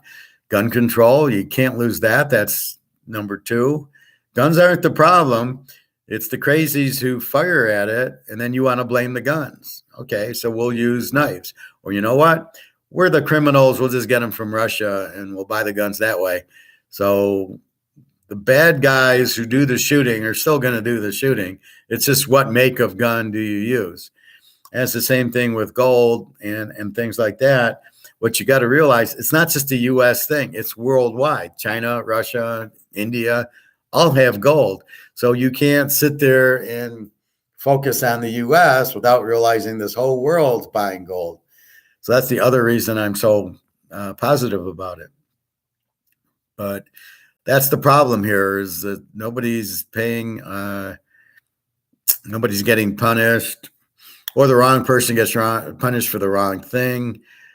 Now, here's how the market does it. That Budweiser, that whole thing with that spokesman they used, and sales dropped to 0. They show something on the news, probably on a YouTube thing, where at Walmart, a 24 pack of Bud Light was like $2.97 or something. What the fuck is that? There's no demand. See, what do I tell you? The market dictates. So if nobody wants Bud Light, they can put it it'll be free and nobody will want it. That's my point with the dollar. Once nobody wants this, it's going to be at Walmart on sale for $1.97, because once there's no demand, it goes to 0. Bud Light, Michelob, whatever, Bud Light, whatever the Bud brands are, they're fucked because they've turned everybody off. There's no demand for it. And that's what this is doing. This is why I say it hit the Titanic. Everybody you can see is running away.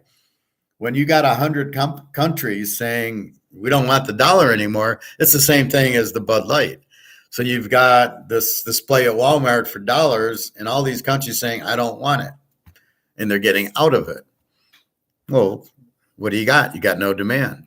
What's the price? 0, because you can't make it $100 if nobody wants it. Nobody's going to buy it. Nobody's buying Bud at 297. So the value of the dollar must drop because nobody wants it, which makes, what do they want? They want gold. See, if you think you're going to get into Microsoft stocks, if you think you're going to leave the dollar and buy stocks, and you think that's different, you don't get it. They're the same thing. Because what's Microsoft? $100 US dollars a share. Well, if the dollar is worthless, what's the value of your stock? Zero. Right? What's $100 worth? Zero. And that's why I tell you to run out of that. You don't want to be in the bank. You got 100 grand in the bank. The dollar goes to zero. You got zero in the bank. If you can get it out, how much is a house going to cost? Who knows? What's the value of your house? It can only be valued in gold because you know what? The dollar went to zero. So therefore, my house is worth zero, but I can probably get something for it in gold. And that's where we come in with, here's an ounce. That's why I push you, Bobby, to buy gold. You take the ounce to buy the house because he's got no value. His value just went to zero because the dollar went out, right? And now what should happen, they'll come out with a new dollar, central bank digital currency. Who the fuck knows? They painted the picture on that it's like hell. Oh my God, they'll control you and all that. See, just because some person says that does not mean it's true. That's the point. It doesn't mean it's true. Just because say, well, the central bank digital currency, we're going to control everybody and you won't be able to go 10 miles from your house and da. You can say that, but is that real? What if everybody drives 100 miles from their house? How are they going to, if 300 million people do that, are they going to be able to control it? No. See, what I don't like about it, now I can go to the casino with my cash and play poker, and then I have my debit card. So when I go to Europe, I can use that to pay for things. And then, so what are we going to have with this digital currency? Is it going to be a credit card and I've got 100,000 digital currencies on it? Are you going to interfere with me purchasing, which is totally illegal and immoral? Is that what you're going to try to do? How do I store some? How do I go to the ATM and take 20,000 out because I'm traveling? That's why you need cash. You always need this. So I go to Barcelona, and now all there is CBDCs. Is it going to work? And what's the value of it in Barcelona? Is there going to be a fee can I pull money out, or I'm just going to pay the cabbie with CBDCs, go to dinner, go shopping, go to the market, go to the Picasso? Am I going to do all that with the CBDCs? But let's say I'm going on vacation. I want to grab an extra $5,000, which is what I did basically. I took like 1,000 in cash. I took some gold and silver, and then I put money into my debit card, a little extra to pay for, I knew I was going to, we're going to cab and we're going to go to dinners and shopping, and we went to the beach. And so I know I'm going to need that kind of stuff. So I want extra money because I don't really want to use my credit card, but I don't want to take all this money in cash. So I take the money in the card. So really that's kind of what, that's more the fear of the CBDCs is how do I so I got 10 grand in my safe, so I might take $1,000 in my pocket and put $2,000 on my debit card and go on a vacation. Well, what do I do now? I don't want my money in my CBDC. I want to pull out money and put it in my safe. And then I have my gold and silver in my safe. So how do I take that separately and use it? That's really because it's my life and my freedom, and that's what I choose to do. And that's really, I think, what do you mean I can't fly? Well, you can't say that. And what are the airlines going to say? What are the hotels going to say? What are the restaurants going to say? Wait a minute, you're fucking up my business. What do you think? Hilton's going to just sit there and go, oh, well, that's okay that you won't allow traveling, so we'll go bankrupt because it's a CBDC? I don't think they're just going to sit there, and Marriott and all these places are going to just sit there, and Caesars and Bellagio are going to just say, that's okay, we'll go bankrupt while you do CBDCs. I got to believe they're going to have a say in it, because I got to believe they're pretty fucking rich too. I know Vegas is run by that Vanguard guy, half of them, and then MGM. They're investing billions of dollars. You think they're just going to sit there and go, well, that's okay. And we had a good run. Now we'll just go broke because nobody can come to Vegas. Nobody will have money. What if you got a lot? What if you got 500 grand? Well, okay. How do you put that on your CBDC? Are you going to be able to move it over? That's what I worry about. I got 500 grand in the bank. The shit hits the fan as it's hitting. What do I do with my 500 grand? Oh, I'm going to put it in the safe and buy gold and silver with it. Okay. Then the new currency comes out. Now, if it's a new type of this, I just switch it. And I go, okay, I got 90 days to take my this and buy the new. I'll take it out of the safe. I'll buy it and put it right back in the safe, buy more gold and silver. But if it goes to CBDC, what do I do with my money? Oh, I get credit on this, that. So I got 500 grand. Wait, can I get it out of the bank? Sorry, we're FDIC only insures 250. What do I do with my other 250? I'm like, fucked.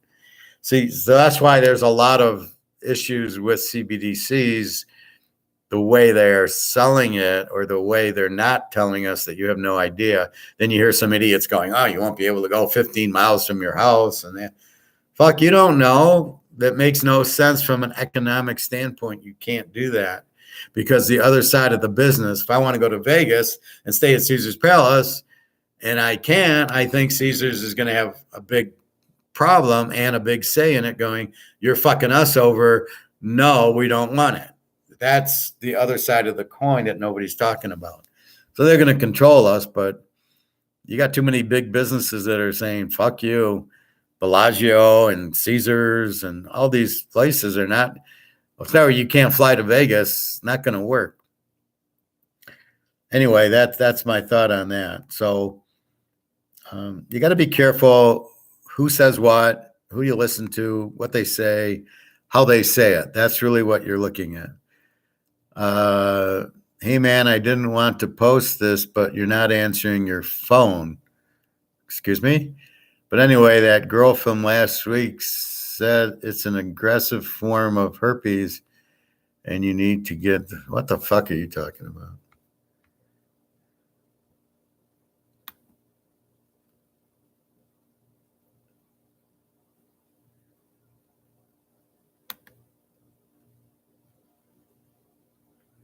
Okay. See, now that kind of comment just, there's no value in it, let's say. I don't know what he's talking about. I don't know who he is. It seems like a scam type of name. So I don't have, it's got nothing to do with economics or inflation. There's no, and I don't want to waste 2 seconds reading his stuff and then losing my thought. So anyway, that's really what you're looking at. So that's why we buy gold and silver, because we get out of this and then the new currency comes and then we can put some gold and silver into the currency and then we have the gold, but the gold holds its value. So we're doing it to hold its value, really. That's the key point of it. So that's where I'm at with that. Anyway, I think I'm off to the pool. Like today, it closes at 4:30, and then tomorrow they close at 2. I don't understand the short hours on the weekend and holidays. Tomorrow it's like 7 to 2. Like, what the fuck? So I got to get up early to go swim? Like, doesn't make a whole lot of sense. Anyway, so again, NBA, I would take Miami. They can play with them. It's 3-3. Probably it'll be a competitive game 7 because I don't see a dominant team here. Now Miami's reeling. They lost 3 in a row, but they did beat them the first 3. So let's see what happens. But nothing big. Baseball, I've given Houston over Oakland. What was it? San Francisco. And I think it was Pittsburgh over Seattle. Something like that. I don't know. Anyway, good luck today. Have a nice weekend. Have a nice holiday. I hope my foot finally freaking heals. It's really frustrating because, like yesterday, I was on the couch most of the day, and then started getting better. I got Chinese, and then I wake up and it's hurting again. So it's really, really difficult. But just when you think the foot got better and it wasn't bothering me. So I got to quit being an idiot and getting chips or something salty and then wondering why my foot hurts. And I think sometimes you think, oh, I can have the chips. My foot's feeling fine. It won't hurt it. And then it keeps hurting it. And you're like, what the fuck's going on? Anyway, that's about it. Buy your gold and silver. We'll see what happens. But like I said, it's not a guess. We know gold and silver have to go up because the dollar has to go down because they're ruining it on purpose because the president is following China. And if this was 24, Jack Bauer would be all over him. Anyway, have a great day. Have a great holiday. I'll probably be on tomorrow, more than likely. So take care. Enjoy your holiday. All right. Have a nice day. www.teaserking.com. You can get my email there.